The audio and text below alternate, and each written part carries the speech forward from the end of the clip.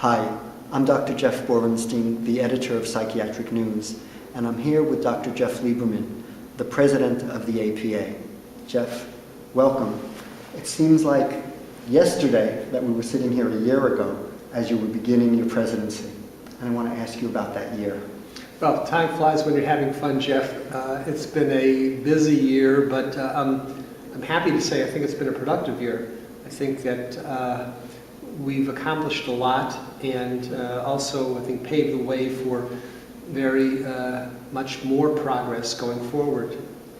If you remember, last year in May, we were about to launch the DSM-5, and as you know, for the 6 years during its development, it had some ups and downs in terms of controversy, criticism, being kind of a punching bag in the media.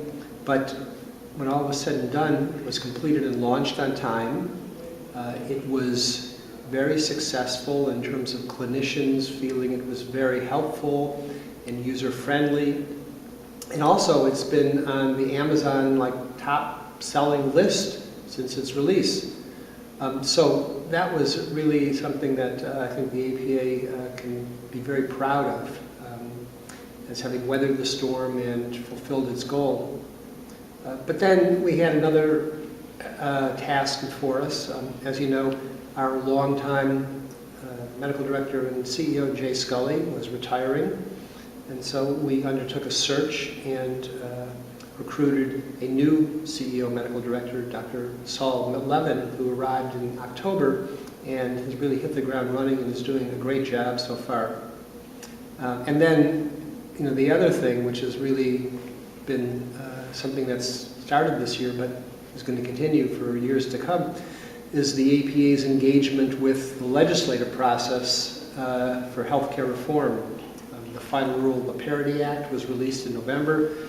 APA, with its Division of Advocacy and Office of Government Relations, had a lot of interaction with the administration in shaping the final language of the rule.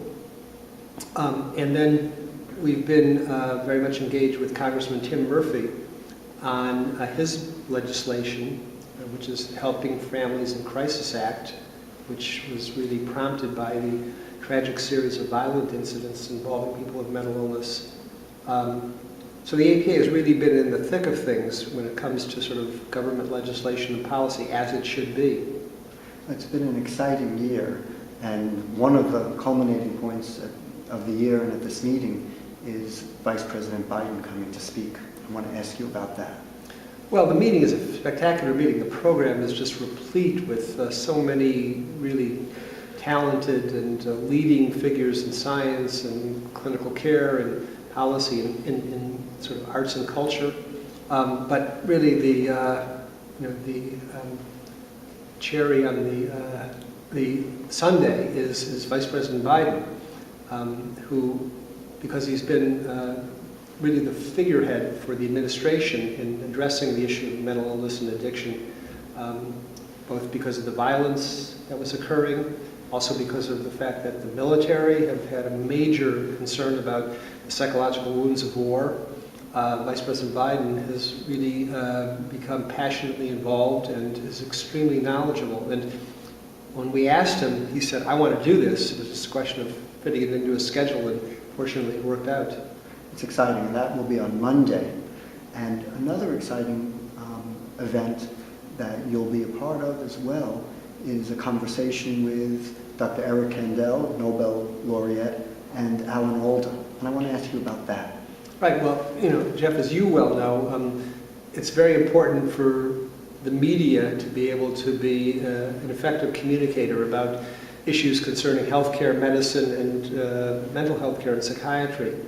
And Eric Kandel, who's a Nobel laureate, neuroscientist and psychiatrist, has in his sort of current stage of his career been writing for the public about issues that he's interested in. At the same time, Alan Alda, extraordinary actor, playwright, has become interested in science, and he has been actively involved in a variety of ways in trying to be the interlocutor between the public and the world of science to try and help people understand what they really need to know and should appreciate in terms of what science does for the people at large and the general public.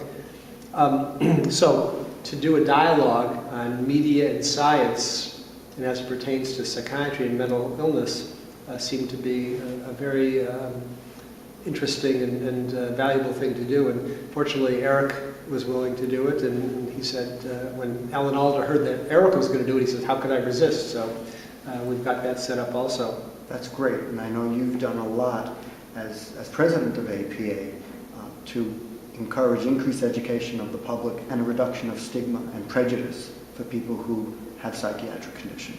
Right. I mean, you know, the reality is that we know a lot more than we ever did about the brain, about behavior, and about mental functions, and we can help people immeasurably.